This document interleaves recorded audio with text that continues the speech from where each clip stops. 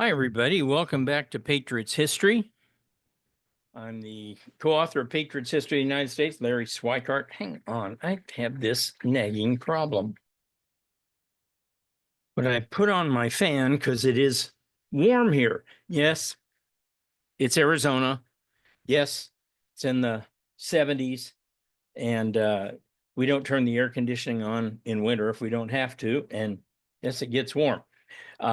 So it causes my background to flutter. It drives me nuts. I just hate that. Anyway, welcome back to Patriots History. I am Larry Swikart, the co-author of Patriots History of the United States and your host for reading this section here today. As you know, we're reading through Patriots History from beginning to end. This is lesson 174. So if you've been with us, we've had quite a lot of reading going on out there. A lot of reading going on out there. A reminder, I will be at 7 homeschool conventions this year. I'll be at the March Greenville, South Carolina homeschool convention.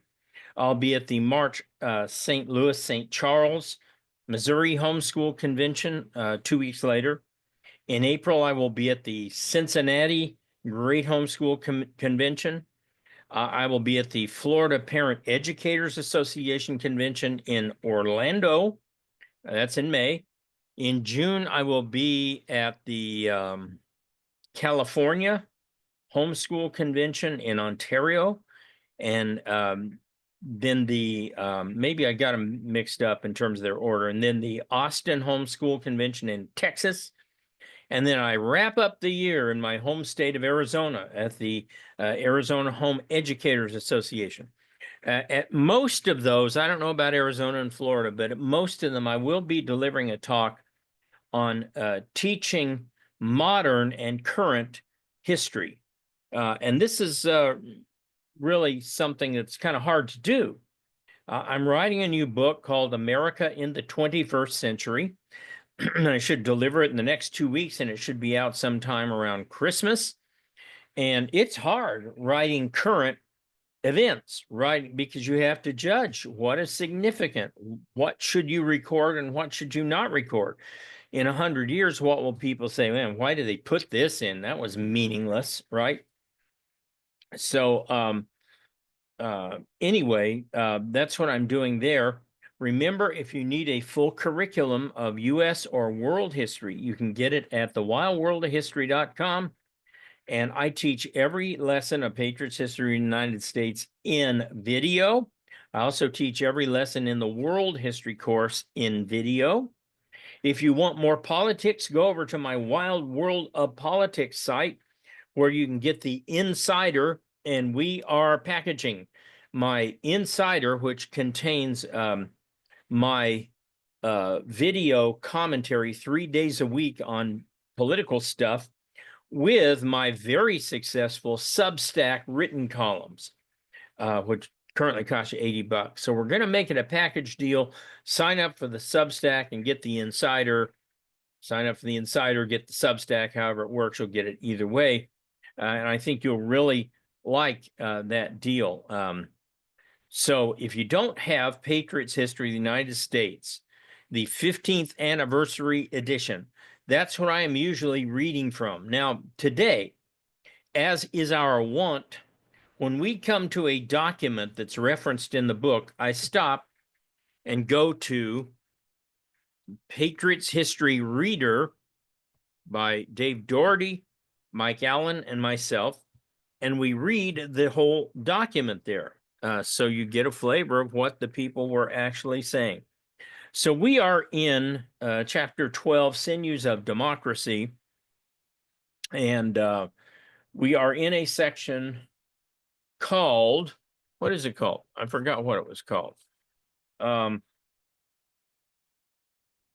remember what the section's called, but we're reading from What the Social Classes Owe to Each Other, as written by William Graham Sumner, kind of one of the fathers of the social gospel, as it was called.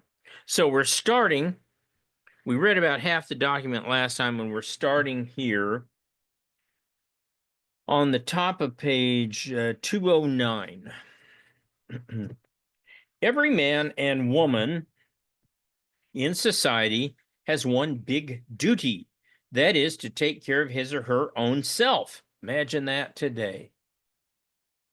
This is social duty. For fortunately, the matter stands so that the day of making the best of oneself individually is not a separate thing from the duty of filling one's place in society. But the two are one, and the latter is accomplished when the former is done. The common notion, however, seems to be that one has a duty to society as a special and separate thing, and that his duty consists in considering and deciding what other people ought to do. By the way, the Bible says that you are in trouble if you don't take care of your own family. I can get you the scripture if you want, but it's a clear message that you're not to go on welfare unless it's absolutely the last thing and you can't help it and you want to get off as soon as possible. Now, the man who can do anything for or about anybody else than himself is fit to be head of a family. And when he becomes head of a family, he has duties to his wife and children in addition to his former big duty, taking care of himself. Which is why the homeless people are not taking care of anybody. They can't even take care of themselves. Now, often this is the result of alcoholism or drugs. Occasionally, it's a result of laziness, not often, but occasionally.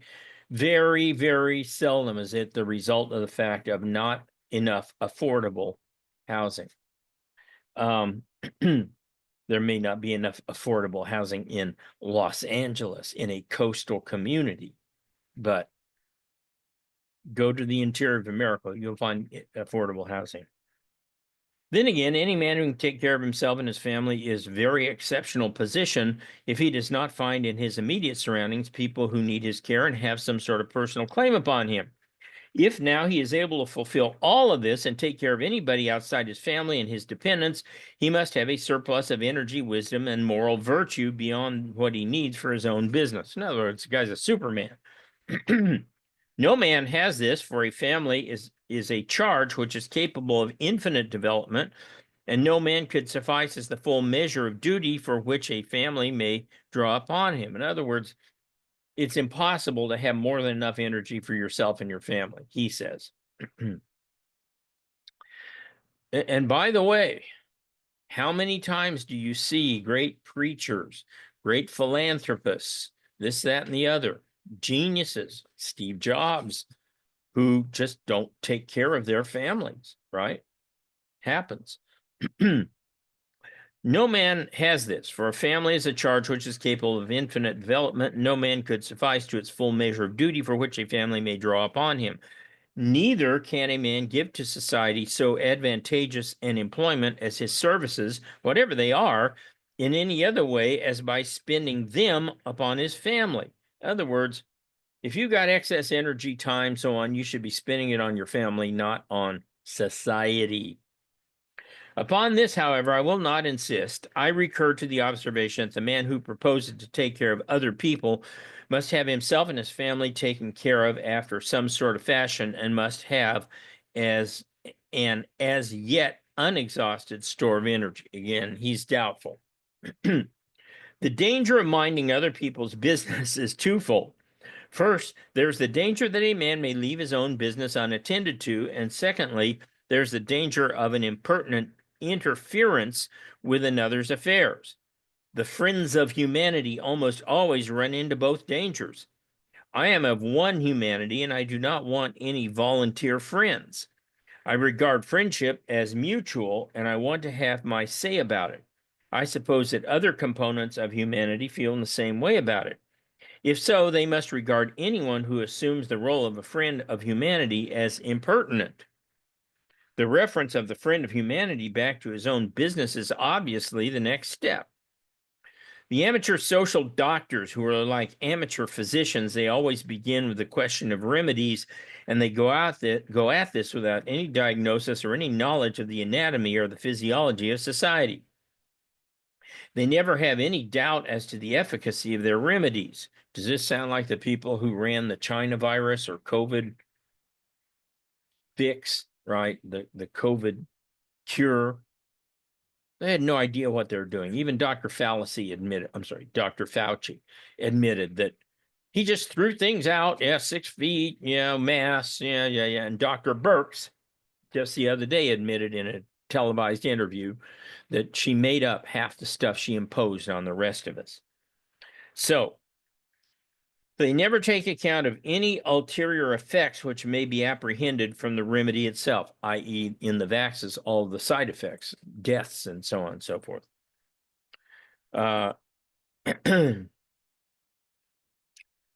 It generally troubles him not a whit that their remedy implies a complete reconstruction of society or even a reconstruction of human nature. Against all such social quackery, the obvious injunction to the quacks is to mind their own business. Okay, yep, we got a lot. We'll get through it. Okay. The social doctors enjoy the satisfaction of feeling themselves to be more moral or more enlightened than their fellow men. They are able to see what other men ought to do when the other men do not see it. An examination of the work of social doctors, however, shows that they only ignore, they are only more ignorant and presumptuous than other people. We have a great many social difficulties and hardships to contend with. Poverty, pain, disease, and misfortune surround our existence. We fight against them all the time. The individual is at the center of hopes, affections, desires, and suffrage. When he dies, life changes in its form, but does not cease. This means that the person, the center of all the hopes, affections, etc., etc., after struggling as long as he can, is sure to succumb to at last. We would therefore, as far as the hardships of the human lot are concerned, go on struggling to the best of our abilities against them, but for the social doctors, and we would endure what we could not cure. But we've inherited a vast number of social ills which never came from nature. They are the complicated products of all the tinkering, muddling, blundering of social doctors in the past. These products of social quackery are now buttressed by habit, fashion, prejudice, pollutarian thinking, and new quackery in the political economy and social science. All this mischief has been done by men who sat down to consider the problem, as I heard an apprentice of theirs once express it, quote, what kind of society do we want to make? When they had settled this question a priori to their satisfaction, they set out to work to make that ideal society, and today we suffer the consequences. Amen. Human society tries hard to adapt itself to any conditions in which it finds itself, and we have been warped and distorted until we've gotten used to it as the foot adapts itself to the ill-made boot. Next, we've come to think that that is the right way for things to be, and it is true that a change to a sound and normal condition would for a time hurt us, as a man whose boot has been distorted would suffer if he tried to wear a well-shaped boot. Finally, we produced a lot of economists and social philosophers who've invented sophisms for fitting our thinking to the distorted facts. In other words, oh, you don't want the China virus vax, you don't want to wear masks all the time. What's wrong with you? And you get enough of that, and pretty soon you start to think, gee, something's wrong with me if I'm not wearing around a mask.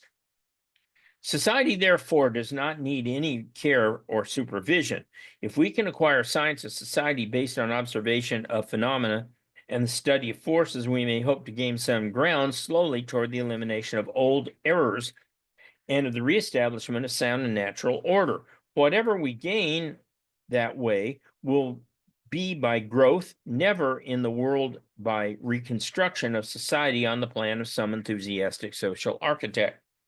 The latter is only repeating the old error once again and postponing all our chances of real improvement. I'm going to go on a tangent here for just a second, so bear with me because it really is what he's talking about. Today, I'm speaking on February 18th, 2025. President Trump, Elon Musk, Doge are cutting a lot of government jobs, a lot. And of course, these are mostly Democrats, not all, but mostly 92% of them, according to one study, vote Democratic.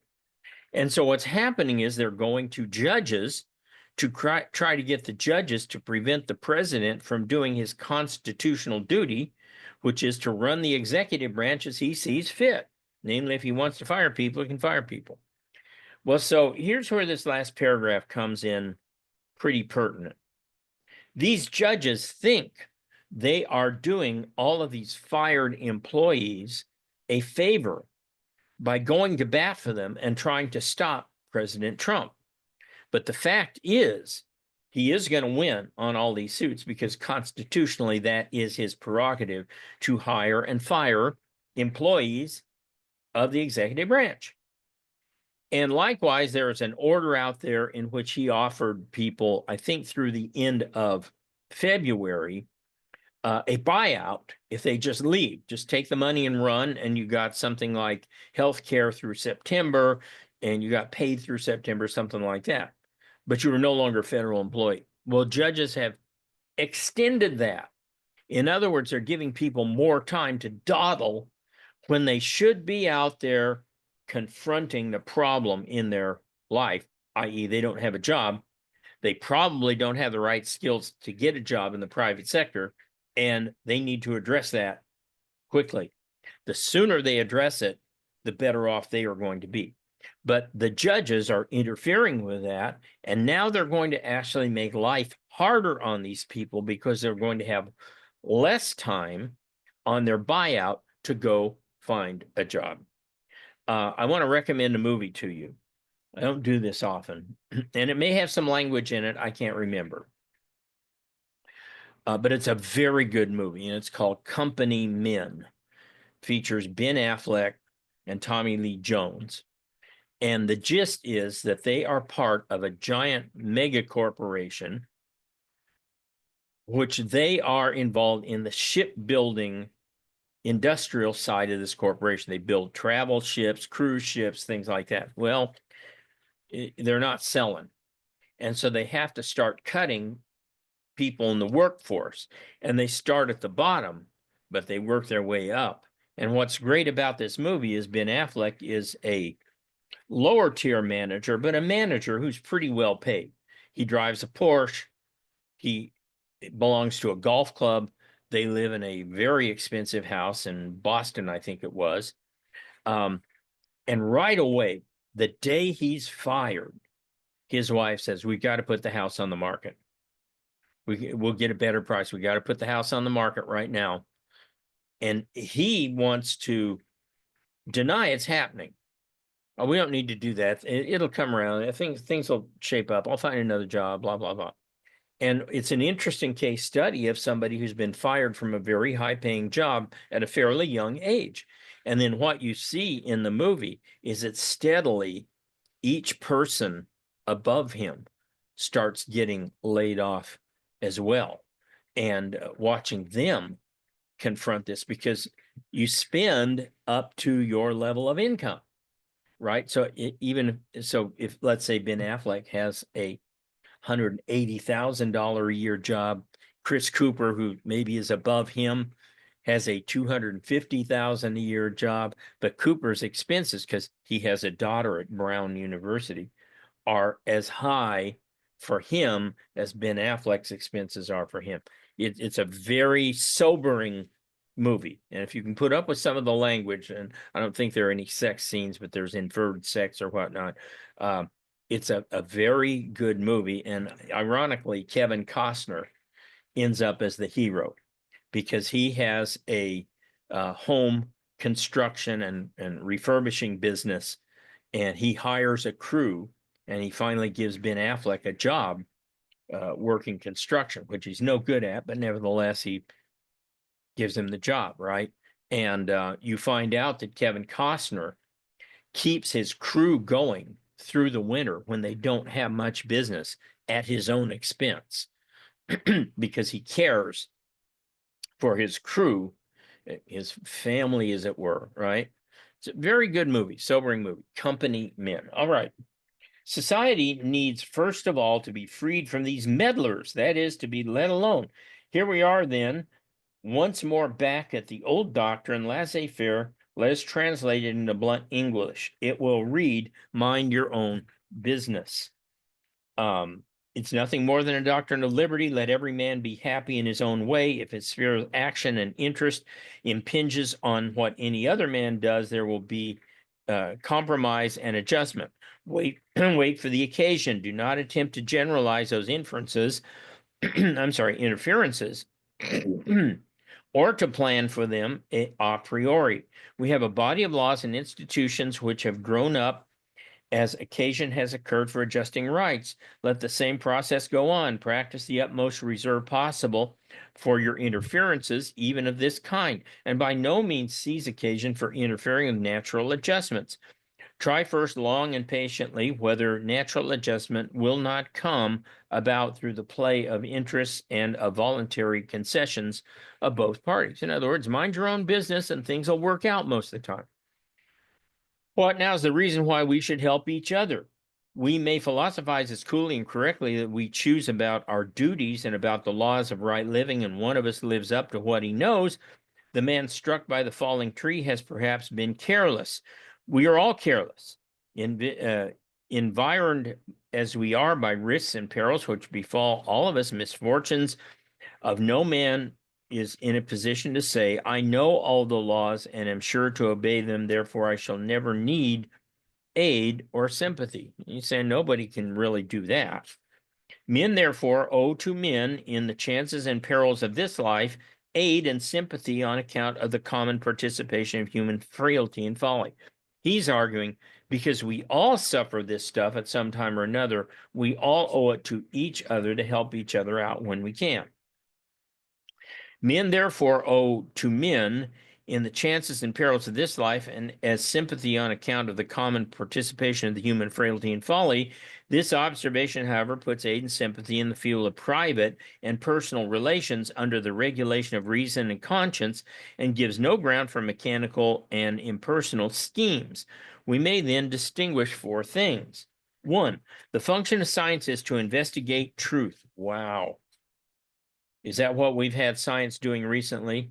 Science that denied that the COVID vaccines were ineffective and often dangerous. Science that denies that there are two sexes, male and female. Is that what our science has been doing? Science is to investigate truth. Not anymore. Science has used a political weapon to try to change truth. Science is colorless and impersonal. It investigates the force of gravity and finds out the laws of that force and has nothing to do with the weal or woe of men under the operation of the law. This is absolutely right. I used to tell my students, ignore the sign that says cliff 500 feet. You keep driving, you'll go off the cliff. Kill yourself. I don't care. You were warned. You had the warning. Okay. Now, if there was no warning there, it's incumbent upon society to put a warning there. And certainly everybody should tell their friends. But if you ignore the warning, it's not my job. 2, the moral deductions as to what ought to be and what ought to do are to be down by reason and conscious and individual man who's instructed by science. Let him take note of the force of gravity and see to it that he does not walk off a precipice or in any way of falling yet under a falling body. Absolutely. On account of the number and variety and perils of all kinds by which our lives are environed, and on account of ignorance, carelessness, and folly, we'll all neglect to obey the moral deductions which we've learned, so that, in fact, the wisest and best of us can foolishly suffer from time to time. I fell off a stair 3 months ago. I thought I was on the first step and I was on the next to the first step. When I stepped backwards, thinking I was going to hit the floor, I hit part of a step and ended up nearly separating my shoulder. Here I am, all wise and scholarly, right? But I did something really stupid. I didn't take account of where I was on a staircase. The law of sympathy, by which we share each other's burdens, is to do as we would be done by. That is the golden rule: do unto others, you would have them do unto you. It is not a scientific principle and does not admit of such generalization or interpretation that A can tell B what this law enjoins on B to do. You can't say, hey, the law of gravity says you're going to fall if you go off that cliff, but I can't tell you or make you not go off that cliff. Hence, the relations of sympathy and sentiment are essentially limited to two persons only, and they cannot be a basis for the relations of groups of persons or for discussions of a third party. Social improvement is not to be won by direct effort. It is secondary and results from physical or economic improvements. That is, the reason why schemes of direct social amelioration have always been an arbitrary, sentimental, and artificial character, while true social adherence must be a product of growth, the efforts of which being put forth for every kind of progress in the arts and sciences are therefore contributing to true and social progress. Let anyone learn what hardship was involved, even for a wealthy person, a century ago in crossing the Atlantic, and then let him capture that hardship even with a steerage passage at a present time, considering time and money cost. He's basically saying if you go across the Atlantic, you should read about the people who drowned crossing the Atlantic, even as late as 1912, when the ship that couldn't be sunk was sunk. This improvement in transportation by which the poor and the weak can be carried from the crowded centers of population in new land is worth more to them than all the schemes of all the social reformers. An improvement in surgical instruments or anesthetics really does more for those who are not well off than all the declamations of orators and pious wishes of the reformers. In other words, he's saying simple scientific improvements usually benefit everybody. Civil service reform would be a greater gain to the laborers than insurmountable factory acts and 8-hour laws. Free trade would be a greater blessing to the poor man than all the devices of the friends of humanity if it could be realized. By free trade, you got to understand that doesn't mean, oh, just let everybody do what they want. In other words, China can put tariffs on U.S. goods, but the U.S. can't tax Chinese goods. That's not free trade. Free trade is the Chinese have to allow in U.S. goods, and then if the U.S. goods can't compete, that's our problem. If the economists could satisfactorily solve the problem of the regulation of paper currency, they would do more for wage earning class and would be accomplished by all the artificial doctrines about wages they seem to feel bound to encourage, saying have a sound money system. If we could get firm and good laws passed for the management of savings banks, then refrain from the amendments by which those laws are gradually broken down. We should do more for the non-capitalist class than by the volume of laws against corporations and excessive power of capital. Okay, I got to stop one more time here and tell you about a friend of mine who died several years ago, Walter E. Williams, an economist. He used to sub the Rush Limbaugh show. And Walter Williams' claim to fame, his book was called The State Against Blacks.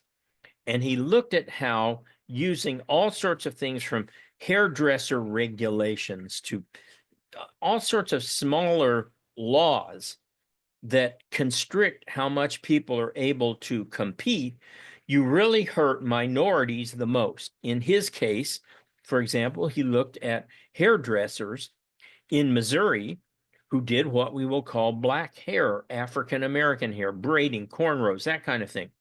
And there were all sorts of regulations that prevented them from getting into the business or expanding their business. And the regulations were put there by guess who? White barbers and hairstylists, so that they could keep their prices up. The American Bar Association limits who can become a lawyer. Why? Because they care about the law? No way. It's because they want to restrict who can practice law. Lincoln practiced law very well. One of the best lawyers in America, never went to law school, was not a member of the American Bar Association. You might have a greater claim regarding the American Medical Association. You need to pass certain tests before you can be a doctor. But if I were to ask you, you're sitting there in very great pain, and somebody comes up and says, I can help you. You go, you a doctor? No, but I know I can help you. You go, what do you got to lose? You might let them help you, whether it's faith healing or finding some strange product or whatever it is, right? If you're in pain, all you care about is getting rid of that pain, not whether the person has a medical license. The point is, all of the licensure was put into place not because they cared about people or wanted to make sure the professions were safe. They were all put into place to make sure that those who already held a spot in those professions could raise their prices.